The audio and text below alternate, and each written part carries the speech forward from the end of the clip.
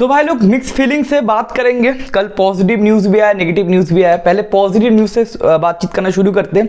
हम लोगों को बहुत दिन हो गए कि प्लेयर साइनिंग नहीं हुआ था, लेकिन कल डबल साइनिंग हम लोगों ने की है। डबल हेरिगो आया है, एक है मजरावी, एक है डिलीट, और हम लोगों ने एरन वन-बिसाका को भी ऑफलोड कर दिया है वेस्ट हैम में। तो बात करेंगे पहले मजरावी और डिलीट के साइनिंग के ऊपर बात करते हैं। देखो दोनों एएक्स ग्रेजुएट है, एरिक टेन हैग के अंडर में खेले हैं। अब जानते हो कि एरिक टेन हैग के टाइम में जब एएक्स का जो मोमेंटम आया था, तब एएक्स के टीम के कैप्टन थे डिलीट। तो दोनों का अगर पॉजिटिव पॉइंट बताए, देखो दोनों 24 और 25 साल की उम्र के यंग प्लेयर है, मतलब आराम से हम लोग 5 से 6 साल उनको यूज कर सकते हैं। और दूसरा पॉइंट ये कि हम जिरत ब्रैथवेट के साथ लिंक थे, 70 मिलियन के एवर्टन मांग रहा था ब्रैथवेट के लिए, लेकिन हम लोग 65 मिलियन में दोनों साइनिंग कर लिए। हमारा राइट बैक भी हो गया, हम अब जानते हो मजरोई लेफ्ट बैक भी खेल सकते हैं मेकशिफ्ट रोल पे, मतलब राइट बैक लेफ्ट बैक का हम लोगों का ऑप्शन हो गया। उसके बाद हम लोगों ने एक सेंटर बैक का भी ऑप्शन बना लिया 65 मिलियन में टोटल। एडॉन्स विला के थोड़ा बहुत लगा होगा, लेकिन अगर ओवरऑल पैकेज बताओ 65 मिलियन प्लस है। और सबसे बड़ी चीज ये है कि ये जो साइनिंग हुआ है, ये जो पैकेज हम लोगों ने दिया है, ये 1 साल में नहीं देंगे भाई लोग, 3 साल में देंगे। तो इनियोस ग्रुप का या फिर मैनेजमेंट का जो क्रेडिट है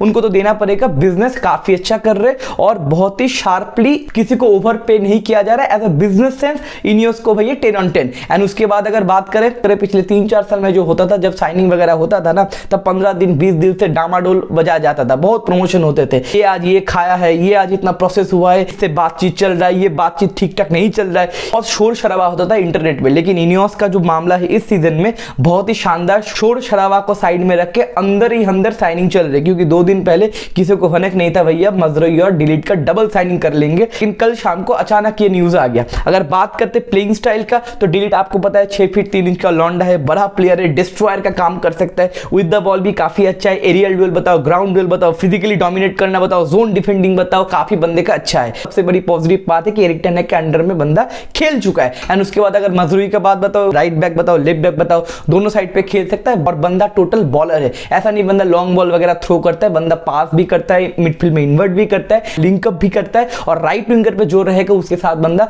ओवरलैप भी करेगा, या फिर लेफ्ट विंगर जो रहेगा जब एज अ लेफ्ट बैक खेलता है उसके साथ भैया अटैकिंग वे में कंट्रीब्यूट भी बहुत ही अच्छा करता है, जो वन-बिसाका कंट्रीब्यूट नहीं कर पाते। पॉजिटिव पॉइंट तो ये सारा कुछ है, मतलब एरिक टेन हैग के सिस्टम में काफी अच्छे से फिट होगा। लेकिन नेगेटिव पॉइंट भी है मेरे भाई लोग। मजरोई का प्रॉब्लम क्या है, पिछले 5 साल में बंदे ने 90 से ज्यादा मैच मिस किया फॉर द इंजरी, मतलब बंदा इंजरी फोन है। अब बंदे को हम लोग फिट रख पाएंगे, क्वेश्चन मार्क। अब देखना पड़ेगा, क्योंकि मेडिकल जो टीम है वो भी चेंज हुआ इनियोस ग्रुप के अंडर में। अब देखना पड़ेगा इस प्लेयर को हम लोग फिट रख पाते कि नहीं। अगर डिलीट का पॉइंट बताया, देखो 19 साल की उम्र में बंदे का मोमेंटम तो हाई था, उसके बाद बंदा हाई एक्सपेक्टेशन लेके यूवेंटस में गया था, यूवेंटस में 1.5-2 साल खेला था, उसके बाद बंदा बायर्न म्यूनिख में आया। मतलब पिछले 5 साल में बंदा 4 या 5 डिफरेंट मैनेजर के अंडर पे खेला है, लेकिन किसी भी मैनेजर के अंडर में कंफर्म प्लेइंग 11 में जगह नहीं बना पाया। मतलब पिछले 5 साल में delete is not a playing 11 या फिर स्टार्टर इन एनी टीम। अब 5 साल बाद इस प्लेयर को हम लोग लेके आ रहे हैं, तो इसके ऊपर भी एक क्वेश्चन मार्क बनता है कि प्लेइंग 11 में डिलीट जगह बना पाएगा कि नहीं।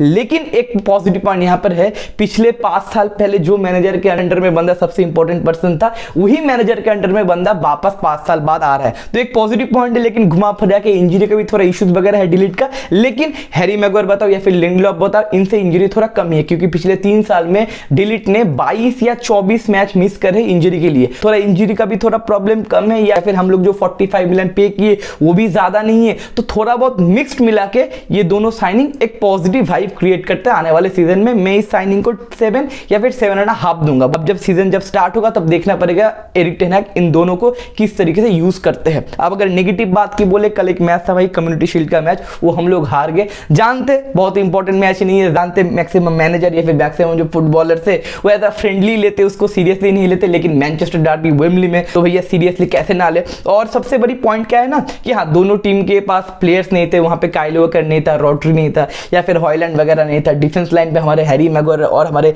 जॉनी इवंस चाचा खेल रहे थे, उतना 100% इनपुट नहीं था दोनों टीम से, क्योंकि दोनों का पॉइंट ऑफ व्यू ये था कि कम्युनिटी शील्ड जीतने के चक्कर में कोई प्लेयर इंजर्ड ना हो जाए। एज अ मैनचेस्टर यूनाइटेड भी बोल रहा हूँ, एज अ मैनचेस्टर सिटी भी बोल रहा हूँ, मैं राइवल का भी टीम का ये नहीं चाहता कि किसी भी प्लेयर इंजर्ड हो जाए। तो दोनों टीम का कोई प्लेयर इंजर्ड नहीं हो, that is a positive news. और सबसे बड़ी पॉइंट ये कि ये मैच हम लोग को जीतना चाहिए था, क्योंकि मैच हम लोग कंट्रोल भी कर रहे थे और मौके भर भर के मिले। देखो आमाद डियालो को ये वाला मौका मिला, बंदे ने शूट नहीं लिया, बंदे ने स्क्वायर कर दिया, लेकिन वहां पर नंबर 9 नहीं था, हमारे पास नंबर 9 नहीं है। That is the main point कि यहाँ पे मेसन माउंट पहुंच नहीं पाए। उसके बाद स्कॉट मैकटोमिनी को पॉइंट ब्लैंक रन से ये मौका मिला था, ये भी मिस कर दिए। एंड उसके बाद आते हमारे प्यारे मार्कस रैशफोर्ड, भैया इसको गाली देते देते भैया मेरा शब्द खत्म हो गया, लेकिन मार्कस रैशफोर्ड भैया मेरे को मौका देते रहते कि अब गाली नहीं दोगे, अब गाली नहीं दोगे, ये मैं कर दिया, अब गाली नहीं दोगे। भैया 9 साल के बाद अगर इस पोजीशन से आप मिस करते हो, खाली पोस्ट पे अगर आप मिस करते हो तो कैसे होगा मेरे भाई। बंदे को वही सिर्फ भागना आता है, जोर से पावर शॉट लेना आता है, और बाकी बंदे को कर्ल बताओ या फिर अगर ठंडे दिमाग से फिनिशिंग बताओ, अभी तक बंदे को नहीं आया। एरिक टेन हैग भी उसको गार्ड करते हुए बोलते हुए भैया रैशफोर्ड उस पोजीशन पे पहुंचा, एक पॉजिटिव पॉइंट है। चलो फ्रेंड, ज्यादा गाली गलौज नहीं करते हुए, लेकिन रैशफोर्ड अगर ये गोल बरी कर देता तो आराम से हम लोग 2-0 या फिर 3-0 का लीड ले लेते और आराम से हम जीत जाते। गर्नाचो लास्ट में आके फिनिश किया, बंदे ने अपने वीक फुट से फिनिश किया, बढ़िया फिनिशिंग था, लेकिन आखिर में बर्नार्डो सिल्वा ने गोल वगैरह स्कोर कर दिया। उसके बाद मैच ड्रॉ हो गया, पेनल्टी में जाके हम लोग हार गए। अगर हम प्लेयर की थोड़ा बहुत रिव्यू वगैरह करते हैं, आंद्रे ओनाना का काफी अच्छा गेम था, बंदे ने सेव भी बहुत अच्छा किया, डिस्ट्रीब्यूशन बताओ, प्रेसिंग को बीट करना बताओ, काफी अच्छा था आंद्रे ओनाना का। और ओनाना बोल दिए कि इस सीजन बंदा रिस्क लेगा, पता नहीं क्या रिस्क लेगा। कल तो भाई चूतिया पकड़ रहा था हालैंड के सामने, एक बंदे ने पेनल्टी भी बचाया, बर्नार्डो सिल्वा का पेनल्टी बचाया, लेकिन उसके बाद बंदे ने गेस नहीं कर पाया कुछ भी। तो ओनाना का थोड़ा डिसेंट गेम था। और हैरी मैग और जॉनी इवांस का मैं रिव्यू नहीं करना चाहता मेरे भाई लोग। जॉनी इवांस को भैया रेस्ट करने दो हमारे चाचा को, और उसको हालैंड के सामने अगर खिलाओगे तो भैया ये इनर्ट का फॉल्ट है। तो जॉनी इवांस और हैरी मैग के ऊपर मैं रिव्यू नहीं करना चाहता। कल लिसांड्रो मार्टिनेज खेला, लेकिन अगर लेफ्ट बैक खेला तो उसके बारे में मैं उतना रिव्यू नहीं करना चाहता। कि डियागो डालो का भी काफी अच्छा गेम था।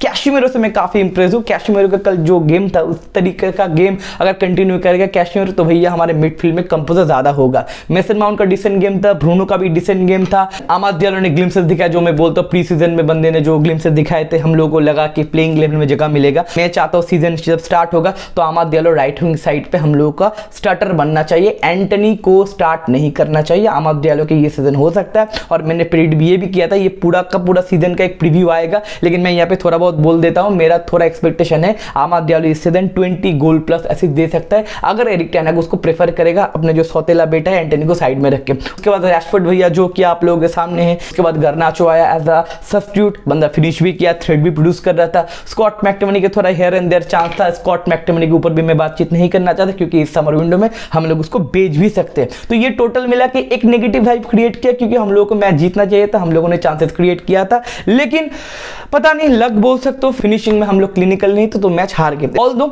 इंपॉर्टेंट मैच नहीं था, कम्युनिटी शील्ड था, ठीक है फाइन, लेकिन जब मैनचेस्टर डर्बी होता है मेरे भाई कोई हारना नहीं चाहता, ठीक है ना। अब मेन मैच शुरू होगा, पहला मैच है फुलहम के साथ, और सारा स्क्वाड अभी फिट हो गया है। हॉयलैंड और यूरो 1.5 महीना और 3 महीने के लिए बाहर है, उससे बाहर हम लोग का सारे प्लेयर्स अभी तक तो फिट है। अब एक्सपेक्ट क्या करना है, एक्सपेक्ट करना क्या है कि फैब्रिज़ो रोमानो और बहुत सारे न्यूज रिपोर्टर ये बोलते हुए कि Manchester United is not done yet, मतलब हम लोग और भी साइनिंग करेंगे। पहला पॉइंट उगारते का पॉइंट आ सकता है, उगारते का साइनिंग अभी लोन डील या फिर उसके साथ बाई क्लॉज आ सकता है। और सबसे बढ़िया पॉइंट मैं ये चीज बोलना चाहता हूँ, मैनचेस्टर यूनाइटेड सर्वाइव नहीं कर पाएगा अगर हमारे पास नंबर 9 नहीं होगा तो, क्योंकि हॉयलैंड 1.5 से 2 महीने के लिए बाहर है, तो हम लोग के नंबर 9 चाहिए। और मुझे लगता है कि इवान टोनी या फिर इवान फर्गुसन, ये दोनों सेंटर फॉरवर्ड के ऊपर बीट देना चाहिए। इवान टोनी को 50 मिलियन अगर देते तो ब्रेंटफोर्ड शायद कन्विंस हो जाएगा, और उसके बाद अगर इवान फर्गुसन के भी हम लोग बीट देते 50-60 मिलियन तो वहां पर भी हम लोग रफा दफा कुछ कर सकते हैं। हम लोग एक नंबर 9 चाहिए विदाउट नंबर 9, क्योंकि देखो कल के मैच में जो चांसेस क्रिएट हुए अगले मैच में भी चांसेस क्रिएट होगा। अगर टेन हैग के पास अभी प्लेयर्स वगैरह है, अच्छा फुटबॉल खेलेंगे, ग्लिम्सेस वगैरह दिखाए, लेकिन चांसेस क्रिएट करने से भैया फुटबॉल मैच जीता नहीं जाता, चांसेस को बरी करने से फुटबॉल मैच जीता जाता है। तो हमारे पास नंबर 9 नहीं है, तो एक नंबर 9 चाहिए होगा। मैं चाहता हूं इवान टोनी या फिर इवान फर्गुसन को आने वाले ट्रांसफर विंडो में हम लोग साइन करें, और उसके बाद देखते उगारते साइन होगा कि नहीं। उसके बाद कादियोग्लू के ऊपर हम लोग 30 मिलियन का बीट दिए, तो और भी 2-3 साइनिंग करने का पॉसिबिलिटी है। अब देखना पड़ेगा इनियस यहाँ पे क्या करता है, लेकिन एक पॉइंट होगा कि एरिक टेन हैग को इस बार के समर विंडो में काफी अच्छी तरीके से प्रोटेक्ट किया गया है, पैसा दिया गया है। अब एरिक टेन हैग का भाई कोई एक्सक्यूज नहीं है, उसके बाद भी प्रेशर होगा। टॉप 4 या फिर टॉप 5 हम लोग प्रीव्यू करेंगे, वहां पे बातचीत करेंगे, लेकिन एरिक टेन हैग के ऊपर ये तो प्रेशर होगा कि भैया 8-9 पे अभी फिनिश नहीं करना है, क्योंकि उनके मर्जी के मुताबिक उनको प्लेयर प्रोवाइड किया गया है। अब देखना पड़ेगा आने वाले मैचेस में क्या होगा। कल हम वॉच अलोंग भी किए थे, बहुत मजा आया था, कुछ दोस्त जुड़े थे। अगला हम लोगों का वॉच अलोंग होगा अटलांटा वर्सेस रियल मैड्रिड का, एंड उसके बाद तो भैया ला लीगा और आपका प्रीमियर लीग शुरू हो जाएगा। मैनचेस्टर का पहला मुकाबला है फुलहम के साथ, तो अगले वॉच अलोंग में जरूर जुड़ना, that is Atlanta versus Real Madrid. तो मिलते हैं अगले वीडियो में, take care, bye bye, sayonara.